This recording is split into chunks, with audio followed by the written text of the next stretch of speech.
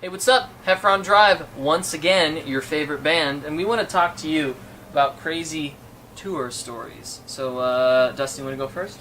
Yeah, so we were in Italy like 2 weeks ago, and we were on this island, and we had to leave the island to go back to Naples to catch our flight. But our ferry was at like 4 o'clock in the morning, and so we got down there, and they were like, well, the ferry couldn't come because the water was too choppy off the coast of Naples, so you have to wait a little bit. So make a long story short, we wound up getting off the island 12 hours later at 4 p.m., took a 45-minute tour back to Naples, had to get a hotel room, got back up at 4 a.m. that next morning, got to the airport, nearly missed our flight. We had to run through the airport to get to our flight, got to Munich on our connection. We had like a 3-hour layover, got on the plane, and the pilot goes, it's going to be like 30 minutes. There was something wrong with the seat. We have to change part of the seat. I said, okay. So like an hour goes by, and he's like, well, we changed the seat. We're taking off. Cool. So we get out to the runway, and the captain comes over, and he's like, so there's something wrong with one of the computers. We gotta fix it, but we can't do it ourselves. A tech is going to have to come out to the middle of the runway and manually reset this computer. It'll take about an hour. Well, 2.5 hours later, we're still sitting on the runway. Kendall's asleep next to me. I couldn't take it anymore. I just fell asleep. He wakes up and he's like, what's going on? I was like, dude, we're still here. And so, like, 20 minutes later, they come over the intercom and he goes, yep, can't fix the computer. Everybody's going to have to deplane. So they brought out buses to get everybody off the plane, bring them back to the terminal. Meanwhile, I'm freaking out because it was my sister's 25th birthday, and I was surprising her, and I didn't let her know that I was coming home. She thought I was coming home 3 days later. So I'm trying to get back to LA so I can surprise my sister, and Kendall's like, there's no way they're going to find us another plane. There's no way they're going to find us another plane. That's happened to us before, and it's always canceled, and that's it. Yeah, and somehow they found us another plane. We were on another plane within 2 hours and caught a 12-hour flight back to LA, and I made it to my sister's birthday party. Yeah, so that was an insane travel day. But we had a funny incident the other night, actually, to show.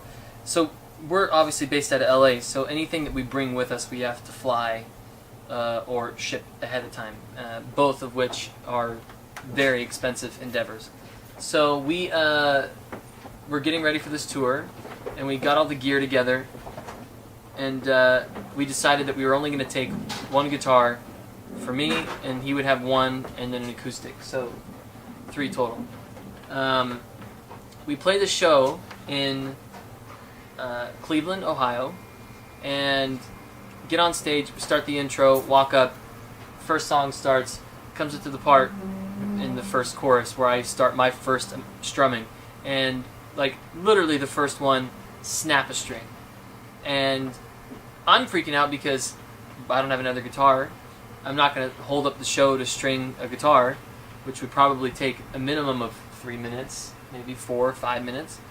So I'm like, what do I do? And I look over, and our opening band, This Is All Now, were right there. It was a small space, so they were right there with their merch. And I looked over at the lead singer, Ocon. I look over at him, and I kind of go like, I guess make a face. And he looks at me and goes like, yeah, dude, you're killing it. Like, not receiving the message I was sending. And then I looked at him again, like, and I kind of like pointed the guitar at him, and he's like, yeah, man. And I was like, oh, this is not going to work. And so finally I grabbed, the string wasn't completely off, but it was really loose. And so I grabbed it, and I turned the guitar and went like this, like, look at this. And he goes, oh. And he's like, oh, yeah. And so he takes off, runs and grabs his guitarist, who runs up on stage, and we started another song that didn't have me playing guitar. So I handed it to him. They ran off, checked what the tuning was, which was standard. They came back, they had restrung it, and got it back on stage before the next song, so we didn't miss anything.